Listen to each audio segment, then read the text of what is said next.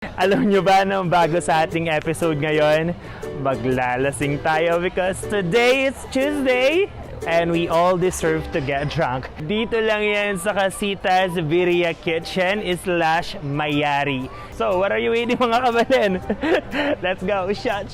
Tara na! Kapag nakita niyo na ako mag-twerk mamaya, wala na tayong magagawa doon. Lahat ng food dito is inspired by Mexican. Sa labas niya makikita niyo doon yung Casitas Birria Kitchen nila, which is meron sila doong birria tacos. Mga kabalen, tignan nyo naman. For only 248 pesos, guys, you have this dalawang birria tacos. Pinakuluan yung beef, tapos ito yung sauce niya. I-squeeze muna daw natin yung lemon sa mismong tacos. Then, isasawsaw natin siya. Ay, grabe. Sarap. Ang sarap ng birria tacos nila, mga kabalen. Kung i-rate ko to 10 out of 10 para sa kanilang birria tacos, mga kabalen, you must try this. Ine-next na natin ang kanilang birria nachos.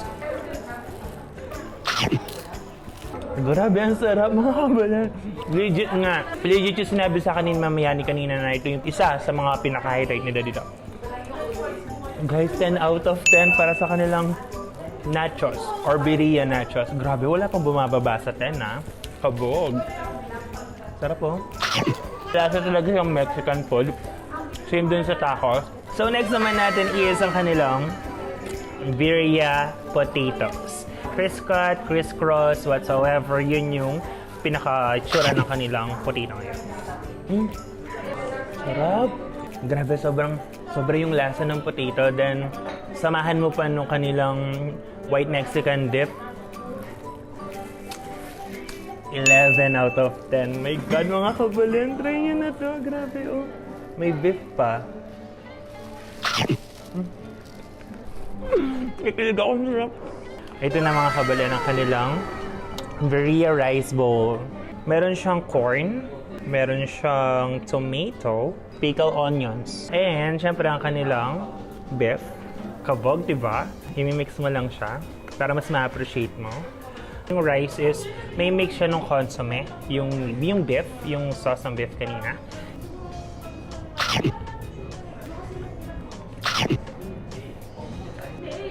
Sarap! Guys, yung combination niya sobrang sarap. So you must try this, mga kabalen. 10 out of 10 para sa kanilang birria rice bowl. Patok na patok, grabe.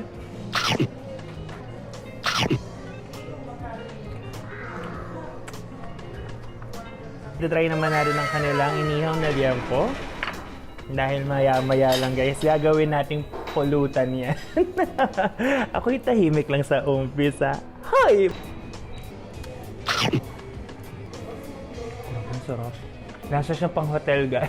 Mayari, 10 out of 10 para sa inyong inihaw na liempo. Kaso syempre, ingat tayo mga kabayan, ha? Yung mga may high blood dyan, you know.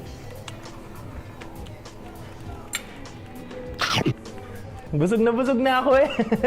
Dahil ko pa nag-anli ng kanila namang cheesy pork chop. Cheesy pork chop, mga kabalen. Here we go. Wait. Sige. Ba yung lasa ng mga food nyo parang pang hotel. Sa hotel ko lang nalalasan yung mga ganitong standard na food. Very social. Very worth it. Sarap niya, guys. 10 out of 10 para sa kanilang cheesy pork chop. You know what, guys? Mayari. In Kapampangan mythology, she is the goddess of the moon. Also, she is the ruler of the world during nighttime. Oh, sobrang talino ko doon. So, ano ibig sabihin ng mga kabalen? Yung mga may magandang sagot dyan, comment down below. Malay nyo, mag-Gcash na naman kami pamimigay sa inyo. Pero sa Kapampangan yon, Kapampangan term siya, pero yung Tagalog matapos. Mga kabalen, by the way, bawal pa sa mga minors yung mga alak, alam nyo naman yan. And sa mga friends or mga kabalens natin out there na manginginom, drink moderately, okay? Let's start with sa kanilang hanan. Titikman ko siya. Sige, malamig pa naman siya. So, shot mga kabalen, mamaya yan. Hey. Cheers mga kabalen para sa tagumpay, para sa lahat. Here we go.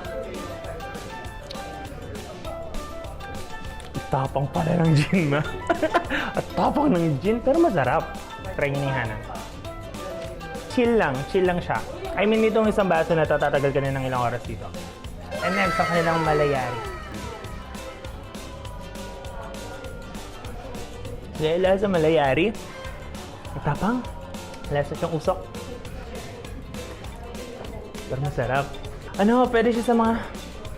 Woo! Pwede siya sa mga tito. Kasi mga pwede na mag-smoke. Kasi lasa na siyang smoke. Kaya may smoke din siya. Sarap. Pero hindi ko siya gusto. Uy, pero masarap siya. Pero matapang siya. Sobrang tapang niya. And of course, next ang kanilang Lemon Jowa Mojito. Favorite ko to. I mean, kahit saan ako magpunta. Basta lemon ha. Hindi lang porke may alak to. Sarap. Next naman ang kanilang Tequila Sunrise, of course. Kahit saan ka magpunta, maraming ganito. Ayan, ang sarap niya. Hindi talaga siya lasang alak. Lasa lang siyang orange. Testing na ako, mga kapal. Sige. Para sa vlog.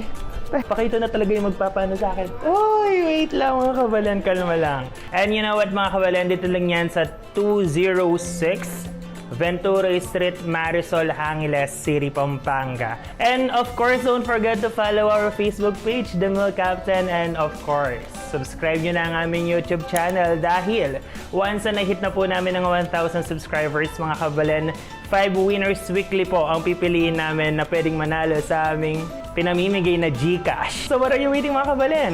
Follow and subscribe na. Thank you so much mga kabalan for watching. See you around in Pampanga.